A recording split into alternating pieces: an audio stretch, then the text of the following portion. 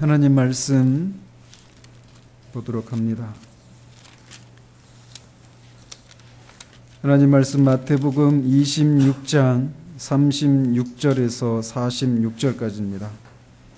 하나님 말씀 받으실 때 자리에서 일어나 주시기 바랍니다.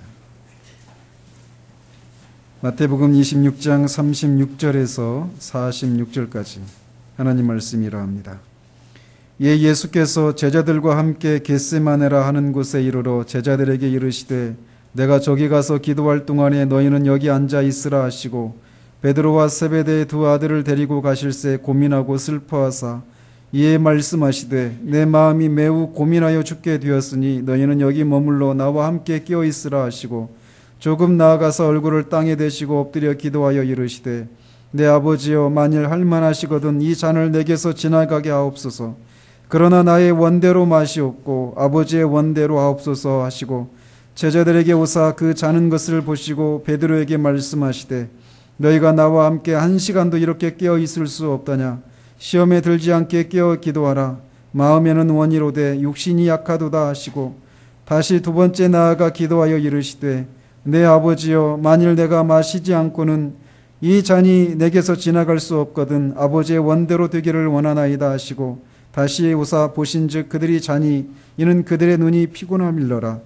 또 그들을 두시고 나아가 세 번째 같은 말씀으로 기도하신 후 이에 제자들에게 오사 이르시되 이제는 자고 쉬라. 보라 때가 가까이 왔으니 인자가 죄인의 손에 팔리느니라. 일어나라 함께 가자. 보라 나를 파는 자가 가까이 왔느니라. 아멘.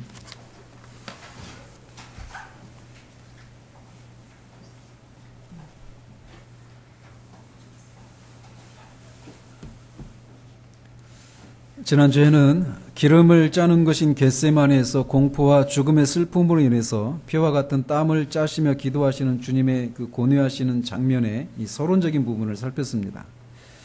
저는 주님이 고뇌하시는 몇 가지 근원들이 무엇인지를 말씀드렸는데 그 근원들을 우리가 자세히 살피면 구원을 받는다라고 하는 것이 무엇인지를 생각하게 만드는 것이라고 말씀드렸습니다. 즉 주님이 고뇌하신 근본적인 원인은 죄 때문이었는데 결국 이 사실은 한 사람이 구원을 받는다라고 할 때는 죄로부터 구원을 받는 것을 말한다라고 말씀드렸습니다.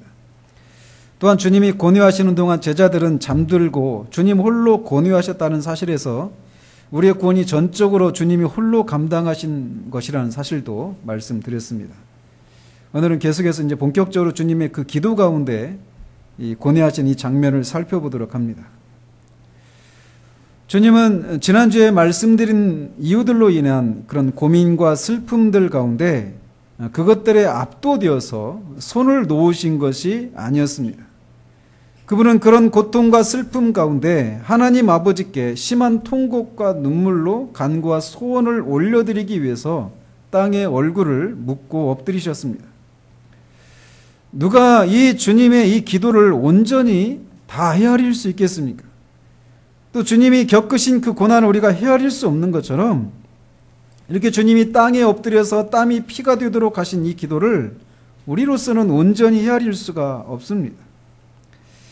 그런데 먼저 이 주님의 기도에 대해서 우리가 살피기 전에 한 가지 교훈받는 것이 있는데 그것은 우리가 이 땅에서 큰 슬픔과 고통을 겪을 때 해야 할 일이 바로 이렇게 하나님께 우리의 마음을 쏟아내는 것이라는 것입니다. 주님은 그 영혼에 밀려온 큰 고통과 슬픔으로 공포와 마음의 갈피를 못 잡을 것 같은 그런 상황에서 하나님께 기도하십니다. 그리고 마침내 폭풍우와도 같이 밀려왔던 그 공포와 슬픔과 고민으로 인한 갈등에서 승리하시고 의연하고 침착하게 지난주에 말씀드린 그 모든 것들을 대처하시고 승리하십니다. 공포와 염려와 근심과 슬픔 가운데 하나님께 그 마음을 쏟아놓을 때 우리는 주님처럼 고난을 이길 능력을 받는 것이 무엇인지를 아는 그런 기도를 해야 합니다.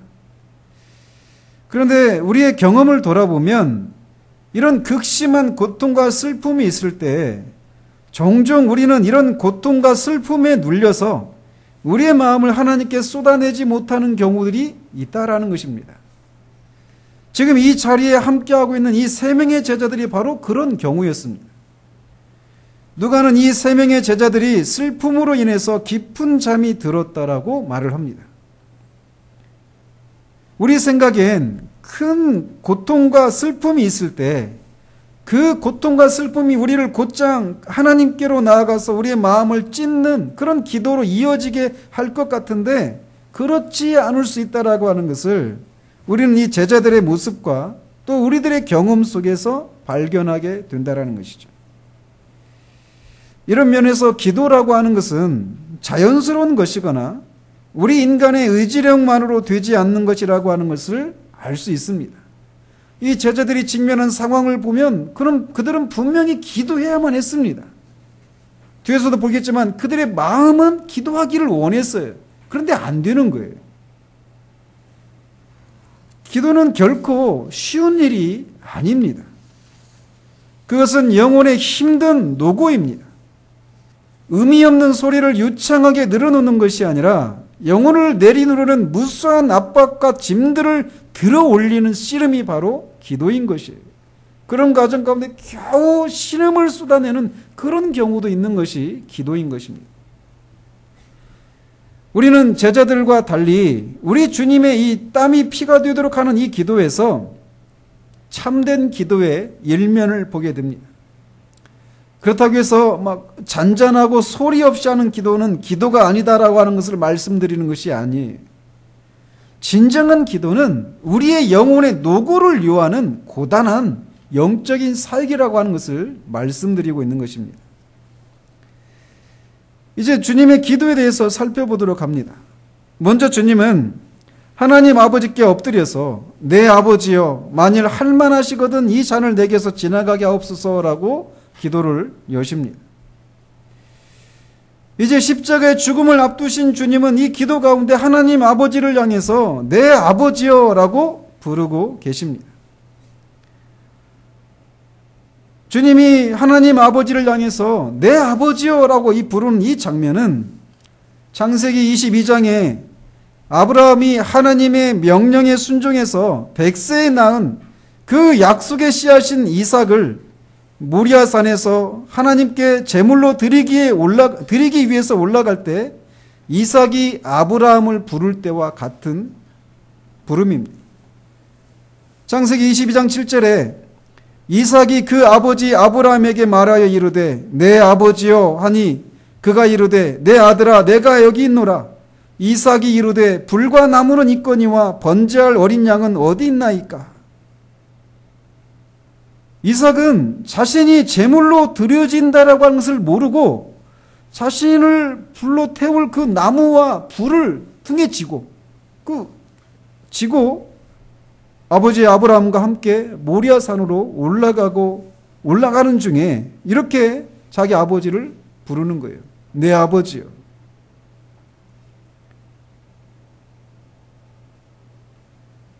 자식을 죽이고 불에 태워서 제물로 바쳐야 했던 아브라함이 이삭이 내 아버지여라고 부를 때 아브라함의 마음이 어떠했을까요? 이삭은 자신이 제물로 드려진다라고 하는 것을 몰랐지만 아버지는 알고 있었어요. 아버지 아브라함은 알고 있었단 말이죠. 하나님은 아브라함에게 이삭을 대신해서 하나님이 준비하신 제물이 희생됨으로 이삭이 구원을 받는다라고 하는 이 사건을 통해서 죄인을 구속하기 위한 하나님의 구원 방법이 무엇인가를 아브라함에게 계시하시는 것입니다.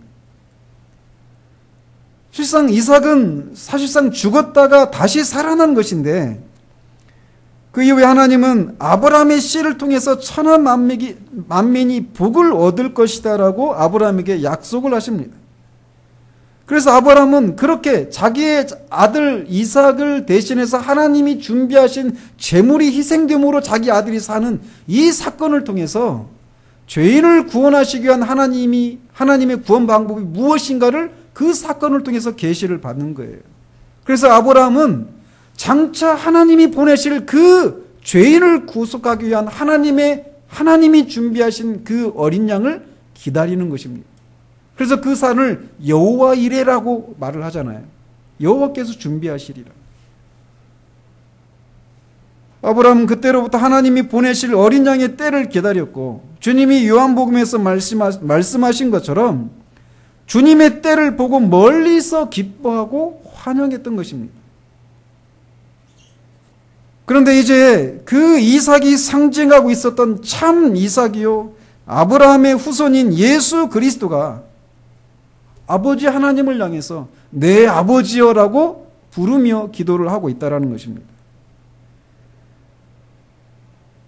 이삭은 자신이 죽어야 된다는 사실들을 몰랐지만 참 이삭이요, 아브라함의 씨인 예수 그리스도는 자신이 바로 죄인을 위한 하나님이 준비하신 어린 양으로 죽어야만 한다는 것을 알고 있었습니다.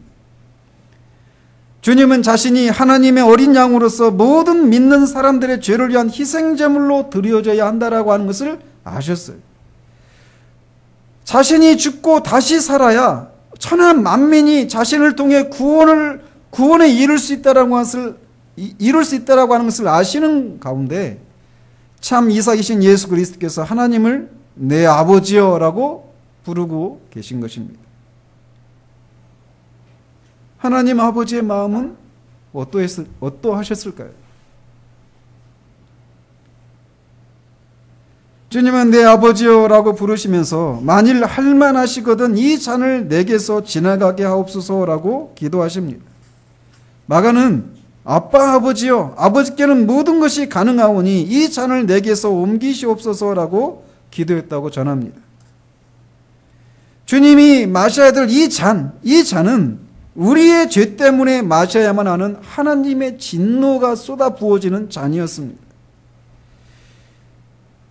즉 주님은 이 진노의 잔을 마시지 않고 죄인을 구원할 수 있는 길이 있다면 이 잔을 자신에게서 옮겨주실 것을 구하고 있는 것이에요.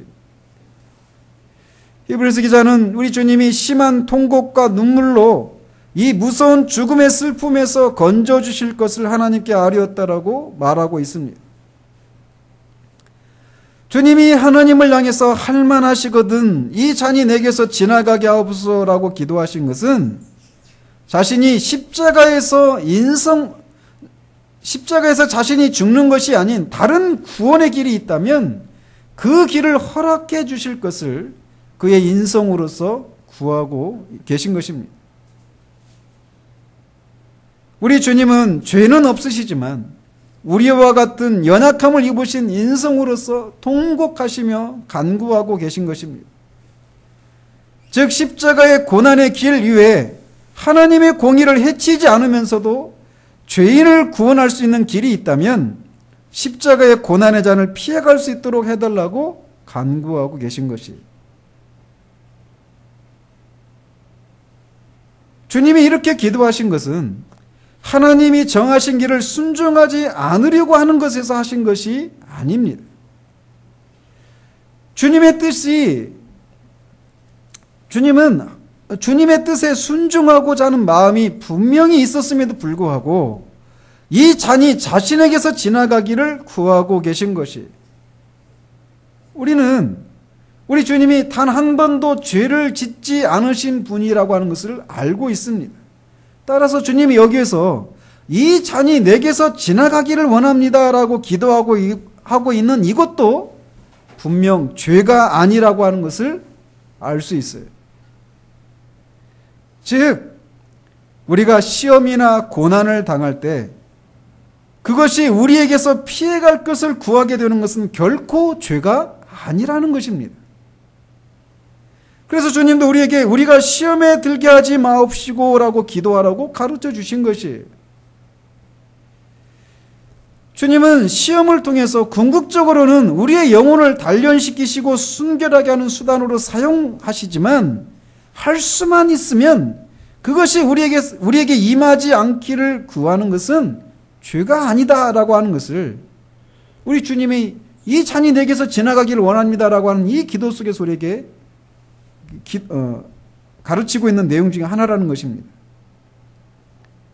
때로는 시험이나 고난이 지나가기를 구하는 그 기도에 하나님께서 그것이 우리에게 지나가도록 허락하시기도 하십니다.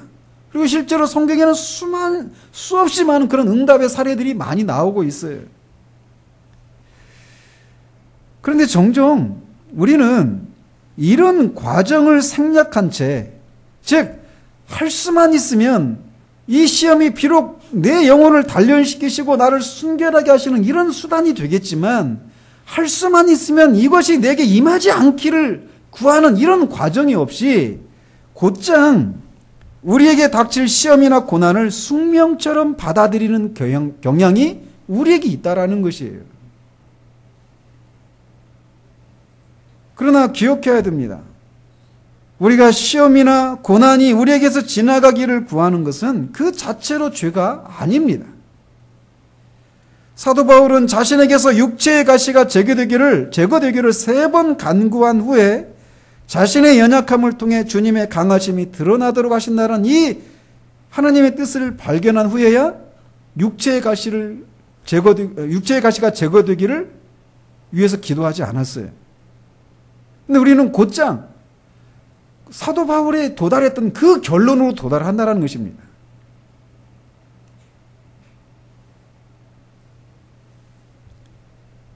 개인적인 얘기를 말씀드려야 될 것 같은데,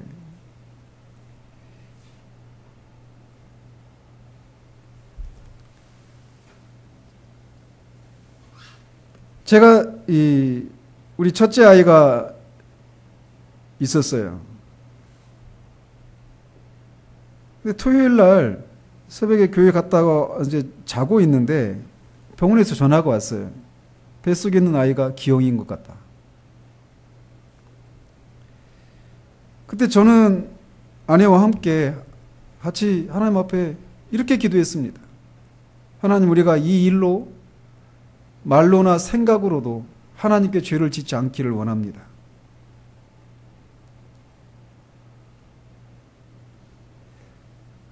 그 기도 그 자체를 보시면 굉장히 성숙한 사람의 기도처럼 보이죠.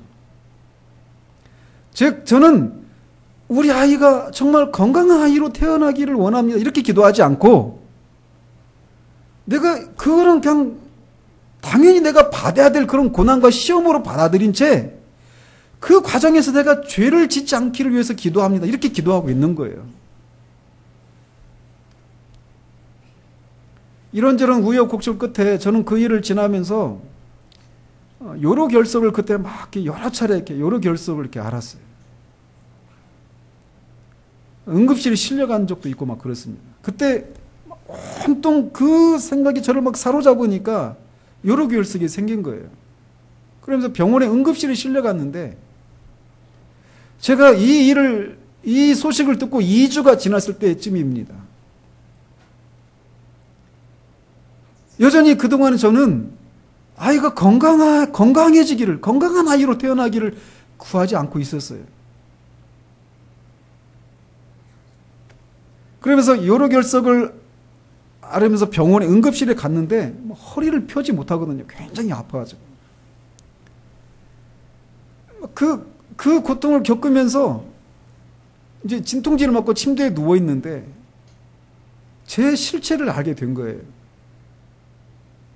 그러니까 몸 안에 그 자그마한 돌이 요로를 지날 때 그 통증에 그냥 제 그때 유일한 소망이 무엇인지 아십니까?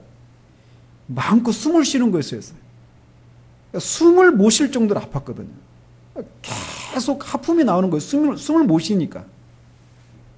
근데 진통제를 맞고 숨통이 트여지는 거예요. 근데 그렇게 숨을 못 쉴 정도로 고통을 겪고 있을 때 제 안에 있었던 생각은 하나님의 영광, 하나님의 나라, 이런 개념이 하나도 들어오질 않았어요. 그냥 온통 숨만 쉴 수 있으면 좋겠다.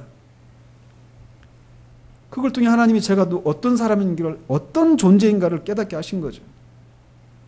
네가 그렇게 연약한 존재라는 거예요. 그 자그만 돌 하나가 요로에 지나갈 때 아무런 선한 것도 어떤 큰 것도 생각할 수 없는 너무나 연약한 존재인데, 마치 그 큰 문제, 그 인생의 큰 고난, 이걸 앞두고 그것이 나에게 큰 고통이 아닌 것처럼 그 문제에 직면하지 않고 있는 저를 포기하신 거예요. 그제서야 저는 현실을 직면할 수 있었어요. 할 수만 있으면 이 잔이 내게서 지나가기를 원하는 그 기도를 그제서야 하기 시작했어요. 그러면서 그제서야 아프기 시작하더라고요. 하나님 너무나 아픕니다. 여러분 기억하십시오. 우리는 인간입니다. 완전한 인간이신 예수님이 그 잔이 내게서 지나가기를 원하시는 이 기도를 하신 것이 죄가 아니었어요. 하나님은 얼마나 선하시고 얼마나 인자하시고 얼마나 자비하신 분이신지 모릅니다. 우리 하나님은 우리의 연약함을 다 아시는 분이셔요. 그래서 우리가 인생을 살아가면서 우리가 감당할 수 없는 그런 시험과 고난이 다가올 때 우리가 곧장 그것이 아무것도 아닌 것처럼 마치 시험과 고난이 우리에게 그냥 숙명처럼 내가 당연히 받아내야 될 어떤 그런 것으로 생각해서 고난이 오라 시험이 오라 이렇게 당당하고 보무당당한 모습으로 서는 것이 진짜 신앙인 것처럼 생각하는 그런 것이 우리 안에 있다라는 거예요.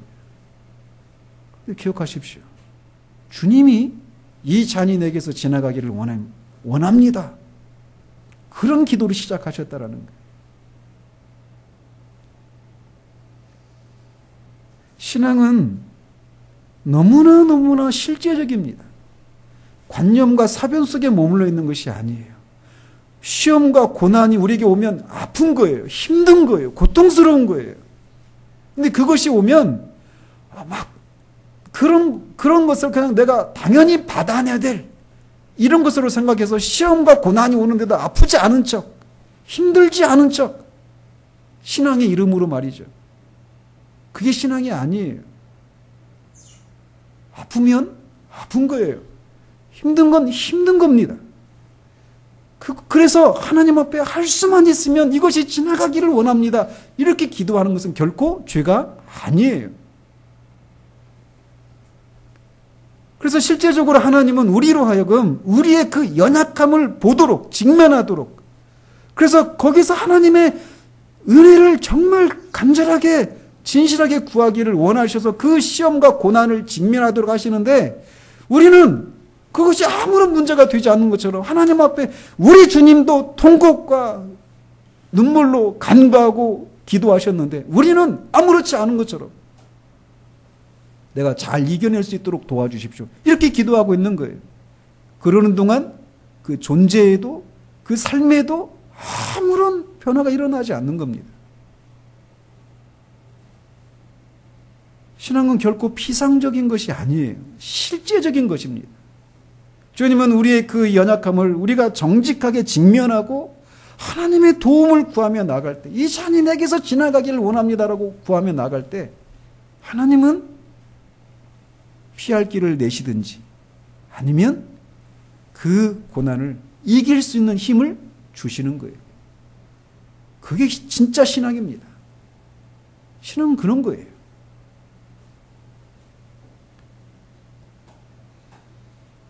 하나님은 우리의 연약함을 알고 우리가 감당해야 할 시험과 고난의 크기를 인해서 마음을 찢고 나가는 자들에게 얼마나 친절하시고 얼마나 실제적으로 우리를 인도하시는지 모릅니다.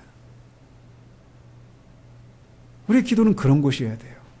아픈데 아픈지 않은 척, 힘든데 힘들지 않은 척, 이게 기도가 아닙니다.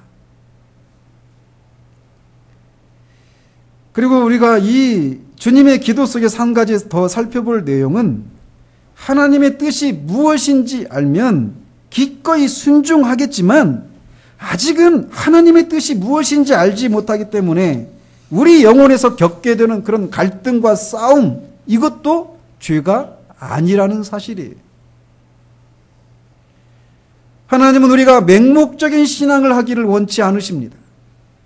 하나님은 언제나 자기의 기쁘신 뜻을 이루시기 위해서 우리 안에 소원함을 두고 행하시는 분이십니다. 즉 우리가 억지 춘향이식으로 마지못해 하나님의 뜻을 행하는 것이 아니라 기꺼운 마음으로 하나님의 뜻을 행하기를 원하신다라는 거예요. 그런데 종종 우리 안에 하나님의 뜻을 순종하고자 하는 기꺼운 마음이 자리하기 전에 우리 영혼에서는 극심한 갈등과 씨름이 벌어지곤 한다라는 것입니다. 그런 폭풍우를 뚫고 마침내 우리 영혼에 하나님의 뜻이 확고하게 자리하게 될 때 우리 마음에 있었던 갈등과 고뇌는 사라지고 하나님의 뜻이 이루어지이다라고 하는 마음이 우리의 마음을 사로잡게 되는 거예요. 기도는 그때 끝나는 겁니다. 두려움과 염려로 시작되었던 기도는 우리 영혼 속에서 일어나는 이런 폭풍을 통과한 후에 평안과 의연함으로 끝나게 된다는 거예요. 그런 과정 속에서 일어나는 갈등과 씨름은 죄가 아닙니다. 주님은 3번의 기도를 통해서 이 궁극적인 평안에 도달하신 거예요. 우리의 기도를 돌아보십시다. 우리의 기도가 실제적인 것이어야 돼요. 곧장 이 주님이 도달했던 그 3번째 기도의 그 모습으로, 사도 바울이 도달했던 그 3번째 그 기도의 그 결론으로 곧장 도약해서는 안 된다라는 것입니다. 다시 주님의 기도로 돌아와서 우리 주님은 할 수만 있으면 이 잔이 자신에게서 지나가기를 구하셨지만 이내 자신의 원대로 하지 마시고 아버지의 원대로 하옵소서라고 덧붙이십니다. 즉 기도는 우리의 뜻을 하나님의 뜻에 복종하는 것이다라는 것입니다. 그래서 주님은 아버지의 원대로 하시기를 구하시고 계신 거예요. 주님이 이런 기도를 하시고 외로움과 심히 고민하는 가운데 동행한 세 제자들의 동정과 애정을 구하려는 마음을 가지시고 그들에게로 오셨던 것 같습니다. 그러나 그들은 잠들어 있었습니다. 앞에서도 말씀드린 대로 누가는 그들이 깊은 슬픔으로 인해서 잠이 들었다라고 말하고 있습니다. 그들은 몇 시간 전에 주님으로부터 많은 위험이 닥쳐올 것에 대해서 들었습니다. 그들 중에 하나가 주님을 팔고 주님은 죽게 될 것이고 11명의 제자들은 모두 도망갈 것이고 베드로는 주님을 모른다라고 부인한다라고 하는 것을 예고하셨어요. 요한복음에는 주님이 그들을 위로하고 격려하는 말씀도 하셨지만 그들은 다가오는 위험의 흥분과 슬픔과 긴장으로 인해서 잠이 들고 말았던 것입니다. 제자들은 불과 2시간 전에 주와 함께 죽겠다고 단호한 어조로 맹세했었지만 그들은 육체와 감정이 모두 그들의 인내의 도를 넘어서고 있는 터에 영적인 긴장감마저 해이해져서 깊은 잠에 빠져들었던 것입니다. 즉 주님은 마지막 순간까지 누구의 도움도 받지 못하고 하나님 앞에 홀로 외로이 서서 홀로 이 짐을 지셔야 했다라는 것입니다. 주님은 베드로에게 너희가 나와 함께 1시간도 이렇게 깨어 있을 수 없더냐라고 가벼운 책망을 하십니다. 베드로만 잤던 것이 아니죠. 이 3명의 제자들이 다 잤던 것입니다. 그 중에 베드로에게 이런 말씀하시는데 여기서 1시간, 정확하게 1시간을 기도를 하셨다라는 것은 아닙니다. 어쨌든 주님은 상당한 시간을 기도하셨던 것으로 보여집니다. 주님이 제자들을 찾으신 것은 자신이 그들로부터 위로와 동정을 구하고자 하는 뜻도 있었지만 동시에 제자들을 향한 염려와 연민 때문이기도 합니다.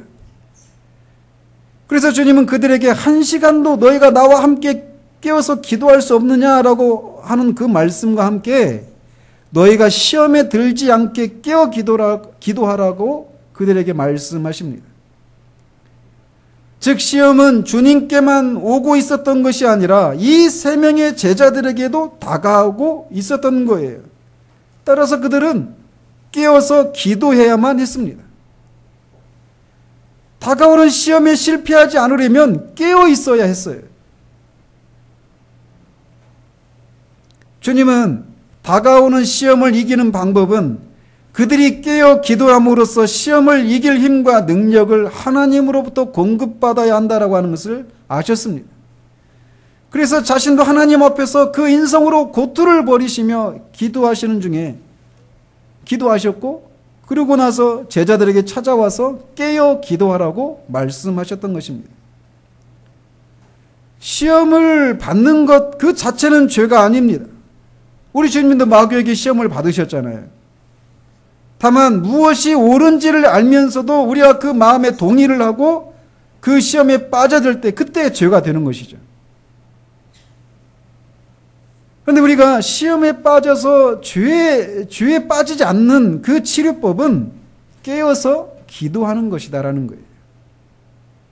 스티어라고 하는 분은 기도하는 것과 죄 짓는 것이 동시에 일어나는 것은 불가능하다라고 말을 합니다. 어느 누가 깨어있는 안정된 마음으로 하나님께 당신의 뜻대로 하지 않겠습니다라고 말할 수 있겠는가라고 말을 했어요. 죄는 없으시지만 우리와 같은 육신을 입으신 우리 주님도 다가오는 시험을 앞두고 하나님께 심한 통곡과 눈물의 기도를 올려드림으로써 시험을 이기셨다면 우리는 얼마나 더 많은 기도가 필요할까요?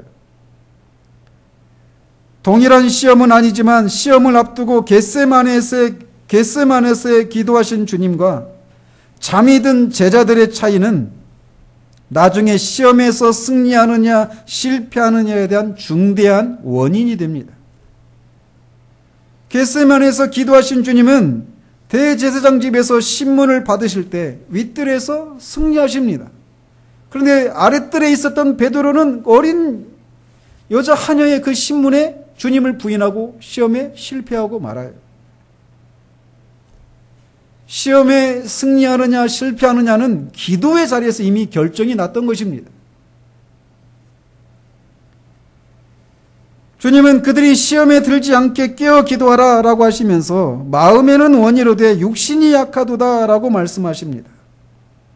여기서 마음이란 혼으로 또는 영혼으로 해석하는 것이 더 낫습니다.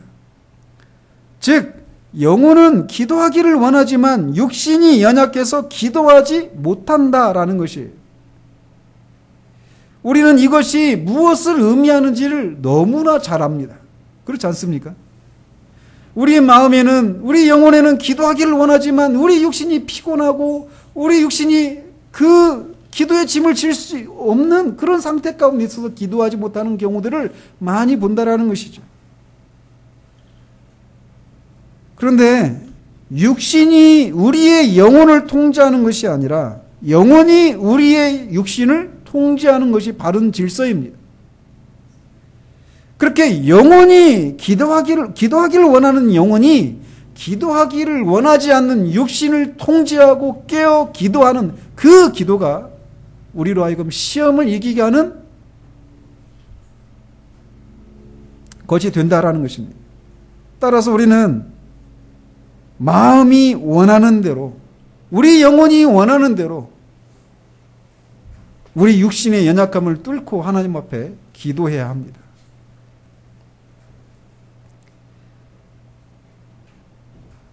그렇게 깨어 기도하라고 이르시고 주님은 다시 두 번째 기도를 하시러 떠나십니다.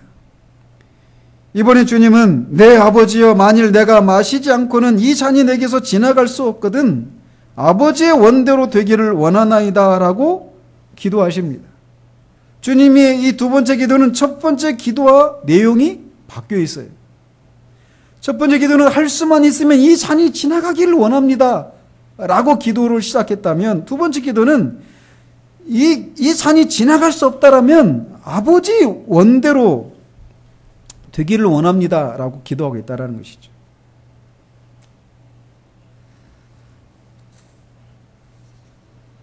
누가가 전하고 있는 대로 천사가 주님을 도왔기 때문입니다. 즉 히브리서 기자의 말대로 그의 경외하심을 인하여 들으심을 얻으신 거예요. 이제 예수님의 기도의 그 주제는 이 잔을 마시지 않을 수 있는지가 아니라 기꺼이 마실 텐데 그 고난의 잔을 마실 수 있도록 아버지께 능력을 더해 주십사 하는 것으로 변하고 있다라는 거예요. 그래서 천사가 와서 땀이 피가 되도록 기도하시는 주님을 시중들은 것입니다.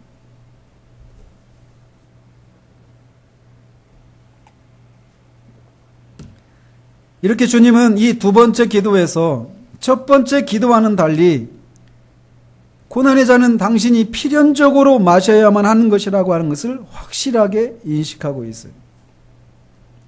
이제 더 이상의 인성의 그 갈등은 없는 상태에 이르렀습니다. 즉 철저한 자기 부정과 완전한 순종만이 있을 뿐이에요.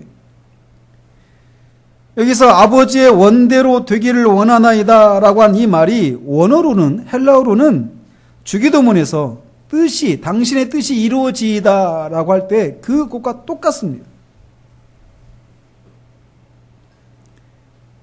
주님은 제자들에게 어떻게 기도하라고 가르치신 것처럼 여기에서 그 기도의 모범을 보이시고 계신 거예요. 주님은 자신의 매우 고통스럽고 슬픈 경험을 통해서 순종하기를 배우셨고 점점 더 영광스러운 모습으로 순종을 보여주고 계신 것입니다.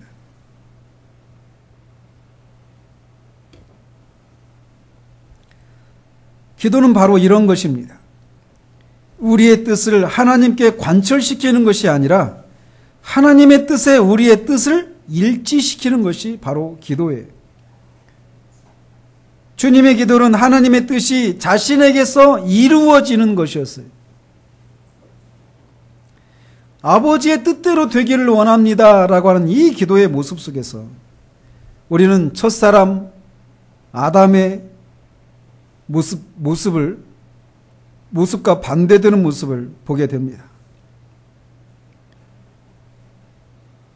첫 번째 아담은 에덴 동산에서 하나님 당신의 뜻이 아닌 내 뜻대로 하겠습니다 라고 하는 선언을 하나님이 금하신 나무의 열매를 따먹음으로써 타락하고 낙원에서 쫓겨나고 인간의 일생이 겟세마네에서 직면하여 했던 그 슬픔과 고난의 진들을 져야만 하는 일을 하고 말았습니다.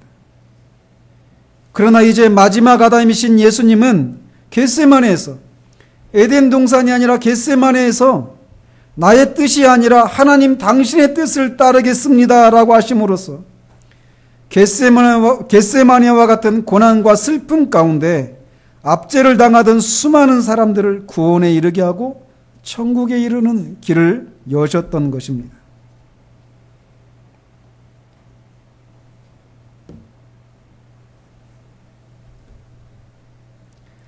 첫 번째 아담은 하나님 나라를 상징하는 에덴 동산에서 실패하고 세상에 죄가 들어오고 죽음과 사탄의 지배를 끌어들여 왔지만 마지막 아담이신 예수 그리스도는 지옥의 문이 열린 것 같은 겟세마네에서 순종하심으로 수많은 죄인들이 생명을 얻을 수 있도록 하셨던 것입니다. 지난주에 말씀드린 대로 에덴 동산의 아담이나 겟세마네의 마지막 아담이나 개인의 자격으로 그 자리에 선 것이 아니었습니다. 그들은 각각 인류의 대표로 그 자리에 섰던 것입니다. 따라서 첫 번째 아담에게 일어난 일은 곧 그가 대표하는 모든 인류에게 일어난 일이었고 마지막 아담이신 예수 그리스도에게 일어난 일도 그 예수님이 대표하는 새로운 인류인 교회, 구원받은 하나님의 백성들에게 일어난 일인 것입니다. 따라서 예수님 자신이 대표하는 자들이 마셔야 할 하나님의 진노의 잔을 마시기로 하심으로써 그가 대표하는 사람들이 살 길이 열린 것입니다. 주님은 두 번째 기도를 마치시고 제자들을 다시 찾아오셨습니다. 그러나 그들은 여전히 그들의 눈이 피곤하여 자고 있었습니다. 주님은 새 제자들에게 다시 오셔서 앞으로 다가올 시험을 대비시키려고 하셨지만 그들은 여전히 깊은 잠에 들어 있었습니다. 이에 주님은 다시 돌아가셔서 두 번째와 같은 기도를 올리셨습니다. 이제 주님의 기도는 끝났습니다. 기도는 이렇게 우리 마음이 하나님의 뜻에 일치시킬 때 찾아오는 평안이 밀려올 때 그때 끝내는 것입니다. 공포와 죽음의 슬픔으로 땅에 엎드렸던 주님은 이제 그 갈등과 씨름을 마치고 거인으로 일어서셨습니다. 예수님은 인성에 의한 불안과 고뇌에 차는 갈등의 폭풍을 통과하고 전적인 순종이 이뤄낸 궁극적인 평강에 이르신 거예요. 이 평강은 예수님 자신의 뜻을 아버지의 뜻에 전적으로 굴복시켜서 고난의 잔을 기꺼이 마시기로 결연히 다짐하실 때 찾아온 것이었습니다. 이제 주님은 갈등과 죽음의 번뇌를 끝내고 그 영혼의 평안과 결연함이 대신 자리를 차지하게 되었습니다. 기도가 바로 이런 것입니다. 번민과 갈등과 염려와 공포와 두려움, 그렇게 시작된 기도가 우리의 뜻을 하나님의 뜻에 일치시킬 때 그것들이 평강으로 바뀌는 것, 이게 기도입니다. 우리의 뜻을 하나님께 관철시키는 것이 아니라 하나님의 뜻에 우리의 뜻을 굴복시키는 것, 그것이 바로 기도라는 거예요. 우리는 이런 과정을 통해 우리의 품은 뜻이 주님의 뜻과 같아지는 경험들을 하는 것입니다. 따라서 기도는 우리를 성화시키는 주요한 수단 중에 하나입니다. 하나님과 교제하면서 하나님의 뜻을 알고 그분의 뜻에 우리의 뜻을 순종하며 점점 그분의 뜻과 우리의 뜻이 일치를 이루어 나가는 것, 그것이 바로 성화이고 기도는 바로 그런 성화를 이루는 한 가지 방편이라는 거예요. 우리는 이런 기도가 무엇인지를 알아야 합니다. 우리가 이런 기도를 하는 동안 우리의 영혼은 많은 갈등과 격렬한 싸움을 일으키기도 합니다. 그럴 때 우리의 영혼이 평안을 누리는 길은 우리의 뜻을 하나님 아버지의 뜻에 복종하는 것입니다. 그럴 때 하나님은 우리에게 허락하신 고난을 감당할 수 있는 힘과 능력을 주시는 거예요.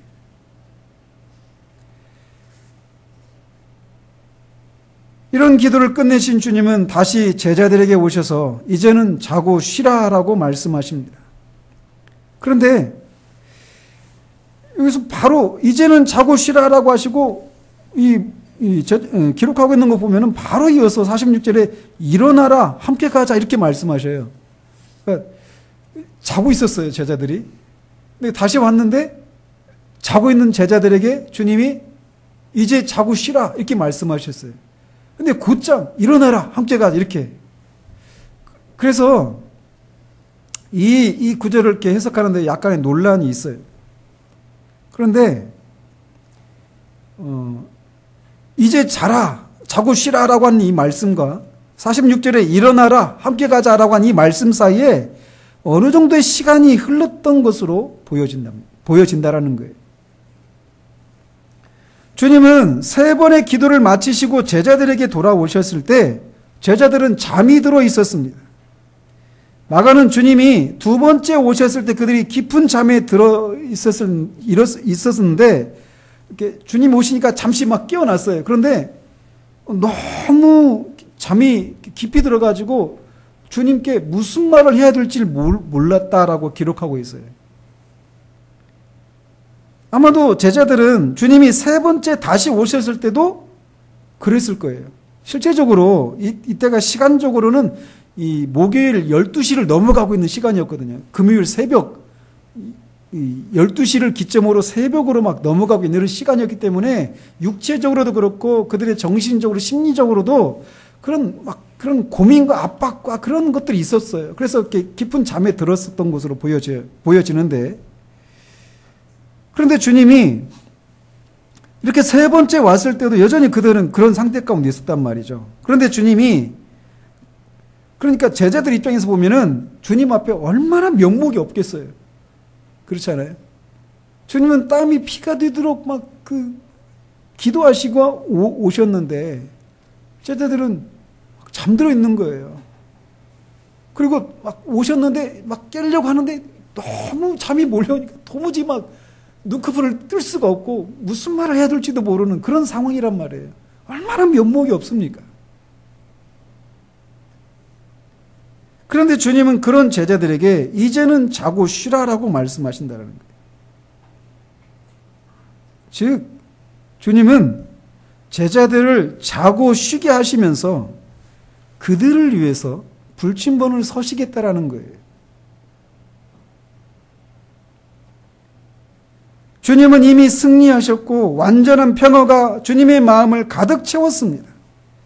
그는 3번의 고뇌하며 씨름하는 이 기도를 통해서 그 힘을 얻으신 것이에요. 그러나 제자들은 말씀드린 것처럼 주님을 실망시키기에 충분한 모습이었습니다. 그런데 그런 제자들을 향해서 주님이 이제 쉬라라는 거예요. 자고 쉬라라는 겁니다. 내가 너희들을 위해서 불침번을 서겠다라는 거예요. 주님은 자신을 실망시킨 제자들을 위해서 불침번을 서신 것입니다. 이것이 바로 한 영혼이 하나님의 뜻에 자신의 뜻을 일치시킬 때 찾아오는 평안과 결연함과 침착함으로 인해서 침착함을 가진 사람이 다른 연약한 사람을 대하는 모습입니다. 우리는 우리를 실망시키는 모습을 우리 주변에서 너무나 자주 발견합니다. 어떻게 그럴 수 있니? 라고 하는 이런 말을 어쩌면 우리는 날마다 다른 사람을 향해서 마음에 품거나 또는 말을 하곤 합니다. 만약 그런 말을 들어야 될 사람들이 있다면 바로 이 제자들이에요. 어떻게 그럴 수 있니? 더더군다나 주님이 가장 고뇌하며 씨름하는 그때 주님과 같이 그 고뇌에 동참하거나 최소한 깨어있음으로 주님을 향해서 동정과 위로를 보내야 할 제자들이 깊이 잠이 들어 있었단 말이죠. 그런데 그렇게 자신을 실망시킨 그 제자들을 향해서 주님은 불침번을 서겠다라는 거예요. 이제 자고 쉬라 라고 말씀하시는 거예요. 그게 사랑인 거죠.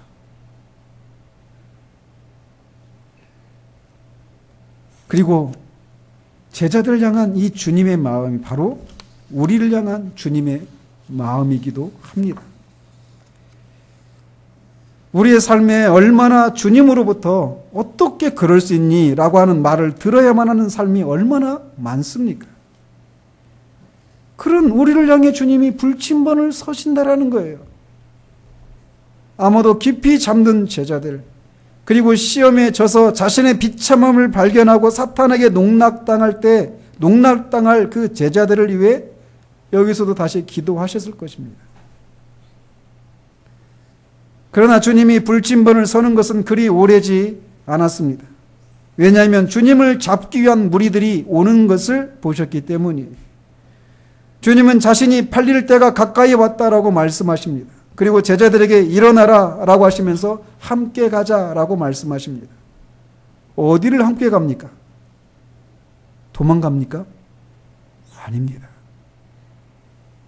주님은 자신을 잡으러 오는 사람들을 만나러 가자고 말씀하시는 거예요.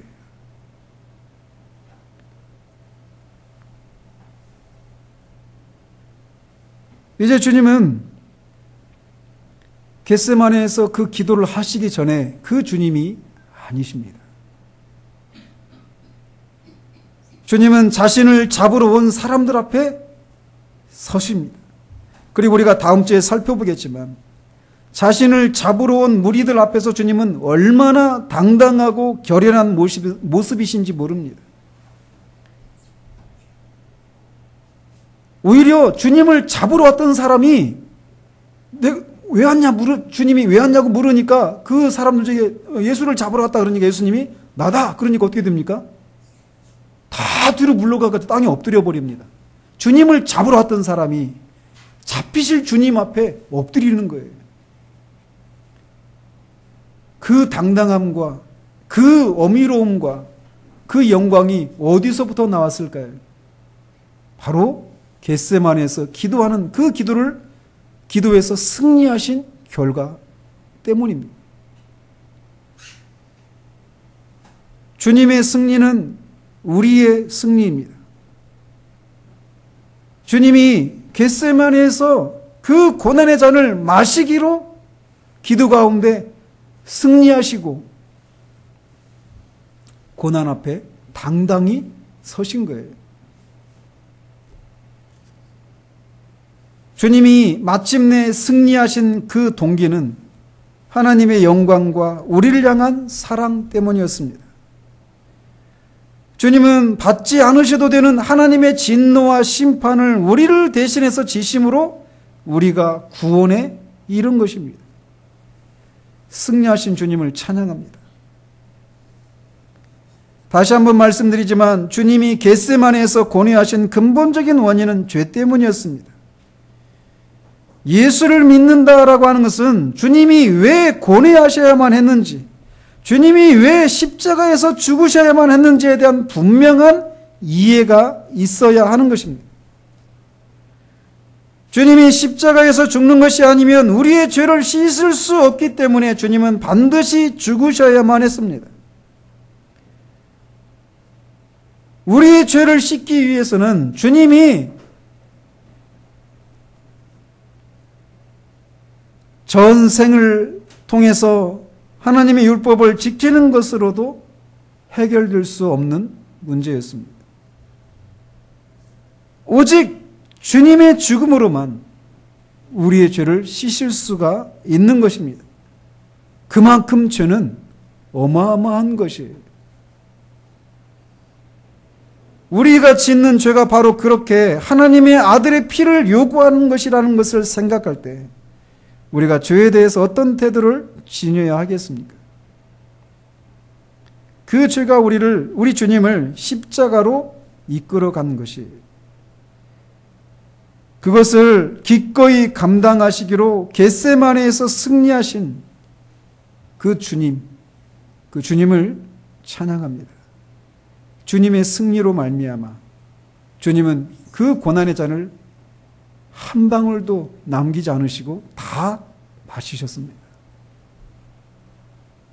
그 주님이 그렇게 우리를 대신해서 우리가 마셔야 될 그 진노의 잔을 다 마시셨다는 사실들을 믿는 그 믿음으로 우리가 구원에 이르는 것입니다. 그런 은혜가 우리 가운데 있고 또 그 고난의 잔을 마실 수 있도록 하시기 위해서 하나님 앞에 씨름하며 기도하셨던 그 기도를 통해 우리에게 다가오는 그 고난과 시험을 주님처럼 이기는 삶을 살아가는 우리 모두이기를 우리 주님의 이름으로 축원드립니다.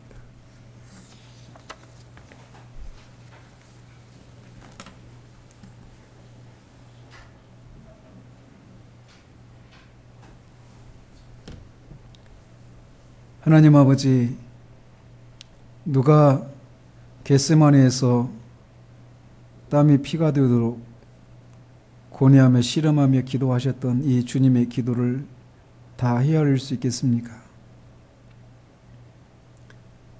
그럼에도 불구하고 우리가 이 말씀을 살피며 주님이 그 잔이 자신에게서 지나갈 것을 먼저 구했던 것처럼 하나님, 우리도 우리의 연약함을 감추거나 또 시험과 고난이 우리 가운데 다가올 때 그것이 우리에게 아무런 문제가 되지 않는 것처럼 생각하고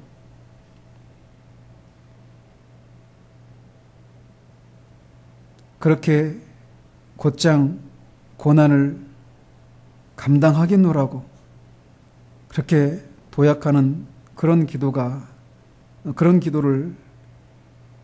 올리지 않는 우리들 될 수 있도록 주님 도우시옵소서. 정말 신앙이라고 하는 것이 얼마나 구체적이고 실제적인지, 주님은 얼마나 실제적으로 우리의 연약함을 돌보시고 도우시는 분이신지를 우리에게 다가오는 그 시험과 고난, 그 상황에서 우리가 경험하고 맛볼 수 있도록 주님 도우시옵소서. 정말 그 고난과 시험을 앞두고 주님이 기도하심으로 마침내 자신의 뜻을 주님께 완전히 복종시키심으로 궁극적인 평강을 얻으시고 시험 앞에 그렇게 당당한 거인의 모습으로 서셨던 것처럼 우리들도 기도함으로 하나님이 주시는 그 은혜를 힘입어서 우리의 뜻을 하나님의 뜻에 복종시키는 그 결과 찾아오는 그 평강으로 우리도 시험과 고난 앞에 거인처럼 설 수 있는 사람들 될 수 있도록 주님 도우시옵소서. 예수 그리스도 이름으로 기도합니다. 아멘.